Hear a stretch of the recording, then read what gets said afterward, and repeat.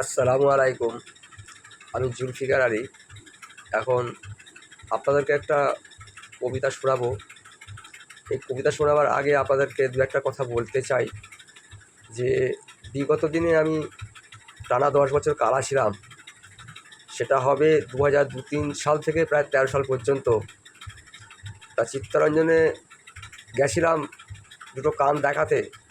সে অবস্থায় কান দুটো ভালো হয়ে যায়, কিন্তু যে ডাক্তারবাবু আমাকে অপারেশন করেন, ভিকে মণ্ডল অর্থাৎ বিমল কুমার মণ্ডল, উনি আমার অপারেশন করার পর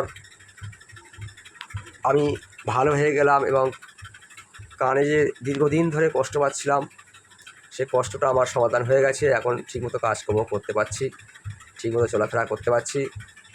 যাক, সে একটা ইতিহাস। সেই নিয়ে কবিতাও আমার লেখা আছে ওনাকে প্রশংসা করে। সেটা কোনো একটা সময়ে যদি আপনাদের দিতে পারি তো দিয়ে দেবো। তারপরেও ফের 5-7 বছর পরেও হয়তো একটা কবিতা লিখেছিলাম ওনার জন্য, যে আমি 5-7 বছরে কেমন আছি। সেটাও হয়তো ওনার কাছে নেই, দিয়েছিলাম, হয়তো হারিয়ে ফেলেছেন উনি, ব্যস্ত মানুষ। আমার কাছে যদি থাকে সেটাও আপনাদেরকে আমি শোনাবো। তবে আবার এক যুগ পর আমি ওনার কাছে গেলাম। ওনার বাড়িটা হচ্ছে ঠিক মেডিকেল 3 নম্বর গেটের বিপরীতে, গলিপথে রাস্তা।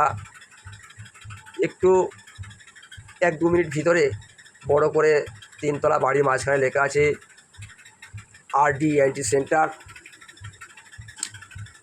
আরডি মানে রীনা দাস, ইএনটি সেন্টার মানে চোখ কান নাক গলার ডাক্তারবাবু উনি। তা আমি গেছিলাম এক যুগ করে এই কারণেই যে আমার এই গলার পাশে একটা ছোট্ট মতো গ্ল্যান্ড হয়েছিল। প্রথমে ছিল একটা ছোট্ট সর্ষের দানা, কড়াই দানার মতো। তারপর সেটা আস্তে আস্তে স্ফীত হতে হতে প্রায় 1 টাকা কয়েনের মতো আকার ধারণ করে। আমার তেমন কোনো অসুবিধা হচ্ছিলও না। তবে বিগত 2 মাস যাবৎ দেখতে পেলাম যে ওই জায়গাটা টনটন করছে, ব্যথা বেদনা আসছে। ঠান্ডা গরম একটু অসুবিধা হলেই টনটনি ভাবটা বাড়তো। আমি তখন চিন্তা করে দেখলাম যে এটা ডাক্তারবাবুর সাথে আলোচনা করার দরকার আছে। তাই আমি ডাক্তারবাবুর সান্নিধ্যে গেলাম, ওনার বাড়িতে গেলাম। এই প্রথম, অর্থাৎ 1 যুগ পর সাক্ষাৎ হলো ডাক্তারবাবুর সাথে। ডাক্তারবাবু ভীষণ ব্যস্ত মানুষ। আমাকে পেয়ে উনি খুশি এতটা হবেন আমি নিজেও কল্পনা করতে পারিনি। যাই হোক, কবিতা লেখা তো আমার একটু পেশা বা নেশা, যাই বলেন তাই বলেন। তা ওই গলায় অপারেশনের জন্য আমি ওনার কাছে যাই। সেই তারিখটা হলো 24 তারিখ, সোমবার ছিল। তা যাই হোক, 25 তারিখে আমি ওনার উদ্দেশ্যে একটা কবিতা লিখলাম, কারণ উনি আসতে বলেছিল 26 তারিখ বুধবার। আমার এই গলার পাশে ছোট্ট গ্ল্যান্ড বা এক জাতীয় টিউমার, ওটা অপারেশন করবেন বলেছিলেন। আমি গেছিলাম, অপারেশনটা হয়েও গেছে। আল্লাহ রাস্তায় এখন ভালো আছি। আগামী দিনে নিশ্চয়ই আল্লাহ ভালো রাখবেন। আবারও ডাক্তারবাবুর প্রশংসা করে হয়তো আবার একটা কবিতা লিখব। তাই 1 যুগ পর যে কবিতাটা লিখেছিলাম সেটা আপনাদেরকে একটু শোনাই। ডাক্তার হিসেবে খুব ভালো ডাক্তার, কোনো রকম আমরা খারাপ উদ্দেশ্য নিয়ে কিছু বলছি না। সেই ডাক্তারবাবুর লেখাটা আমি আপনাদেরকে শোনাচ্ছি, মানে ডাক্তারবাবুর উদ্দেশ্যে লেখা সেই কবিতাটা আপনাদের শোনাচ্ছি। লেখক আমি, অর্থাৎ জুলফিকার আলী। আগে আমি কালা ছিলাম, ভীষণ হতো কষ্ট, কাজকর্ম কথাবার্তা অনেক হতো নষ্ট।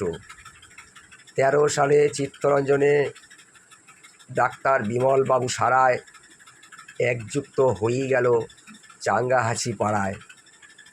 কাজ করছি, কথা শুনছি, রিচার্জ করছি দোকানে, বদ্ধ হলে বুদ্ধি যাবে, ইএনটি এখন ওখানে। ওখানে মানে মেডিকেলের 3 নম্বর গেটের বিপরীতে, আরডি সেন্টার গলিপথে, ইএনটি ওই লাল বাড়িতে। ভিডিও করলাম কেমন আছে, জীবনতরী গাইলাম, ডাক্তারবাবু ভীষণ খুশি, জুলফিকারকে পাইলাম। আল্লাহকে সাক্ষী রেখে বহু গল্প হলো, 12 বছর পর সাক্ষাৎ হলো, তবুও কানটি দেখে নিল। এবার 20 বছরের গ্রান্ট সারাবে, কানের পাশে এটা দেখে নিয়ে হাসি মনে, বুধবারে এসো 9টা। সেই মতো 9টার সময়, 10টার সময় গেছিলাম, অপারেশন হয়ে গেছে, ইনশাল্লাহ ভালো আছি। আজকে 2রা রমজান 3রা মার্চ কবিতাটা বাদ আসর পড়ছি, আপনাদেরকে শোনাচ্ছি। তার লাস্ট যে স্তবকটা লেখা ছিল সেটা শোনাচ্ছি। রোজা আমি করতে পারবো, সেদিন লিখেছিলাম এটা। রোজা আমি করতে পারবো, সাহস দিয়েছে ডাক্তার, আল্লাহ ওনার হেফাজত করুক। RD মানে রীনা দাসের সেন্টার। এখানেই শেষ করলাম কবিতাটা সেদিনকেই লিখেছিলাম, অপারেশনের আগের দিন ওনাকে পড়িয়েছিলাম। অপারেশনের দিন যে কোনো কারণবশত ভিডিও করেছিলেন, উনি হারিয়ে ফেলেছেন। আজকে আমি আবার ওই রেকর্ডটা করে